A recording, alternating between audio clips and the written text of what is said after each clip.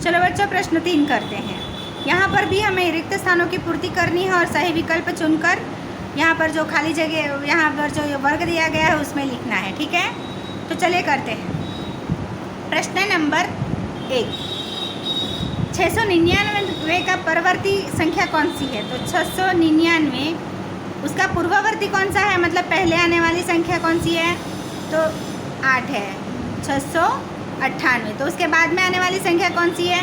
700 है। यहाँ पर 700 कहाँ है? बी में। तो यहाँ पर हम आंसर लिखेंगे बी, ठीक है। देखो मैंने लिख लिया ना बी। आगे देखो 2000 का पूर्ववर्ती क्या है? पूर्ववर्ती मतलब कि पहले आने वाली संख्या। तो 2000 की पहले आने वाली संख्या होगी 1999। तो यहाँ पर 1999 है, देखो तो हाँ। और उसके बाद में आने वाली संख्या कौन सी है? 2000 के परवर्ती कौन सी है? तो 2000 की परवर्ती है 2001। सही है, आपको पता चल जाएगा। क्वेश्चन 3, संख्या रेखा पर 5 में 2 जोड़ने के लिए खाली जगह चलना होगा। तो संख्या रेखा, ओके, संख्या रेखा पर 5 में 2 जोड़ने के लिए कितना चलना पड़ेगा? तो 5 हमारी ये संख्या रेखा पर 5 संख्या है, ठीक है। तो 5 को पॉइंट कीजिए, 5, 1 और 2। तो कितने किधर चलना पड़ेगा? हमें संख्या रेखा की दाईं ओर चलना पड़ेगा, ठीक है। 2 कदम दाईं और 2 कदम, ये वाला ए, ठीक है। यहाँ पर आएगा सी। प्रश्न 4, संख्या रेखा पर 7 में से 3 घटाएं तो कभी किधर चलना पड़ेगा? 7 में से, ठीक है। 7 में से यही संख्या हम लेंगे संख्या रेखा में से 3 को घटाने के लिए। तो 1, 2 और 3। तो किधर चले हम? बाईं ओर चले। किधर चले हम? बाईं ओर। कितना कदम चले? तो 1 कदम, 2 कदम और 3 कदम चले, बराबर। तो बाईं ओर 3 कदम हमारी संख्या आएगा दी। इस तरह हम करके देखेंगे ना तो हम कभी गलत नहीं होंगे, ठीक है। हमेशा रफ काम करके ही अपना काम करो। यहाँ पर हमें चिन्ह लगाना है।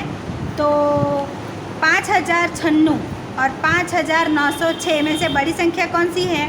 तो आप देखोगे इकाई 5 है, यहाँ पर भी 5 है। दहाई, मतलब दहाई नहीं, दूसरी संख्या देखो, वो दहाई तो उधर से होती है।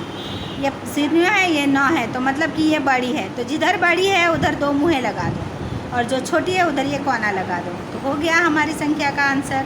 तो ये वाली संख्या है सी, ठीक है। चलो आगे देखो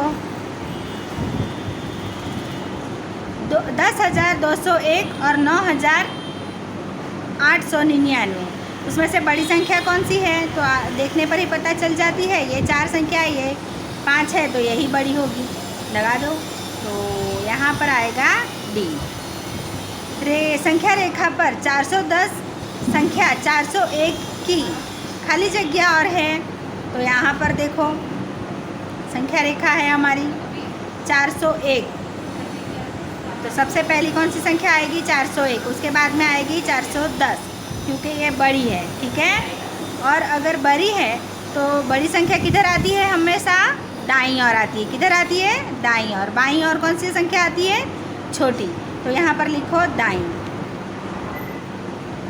और ये है बी आंसर।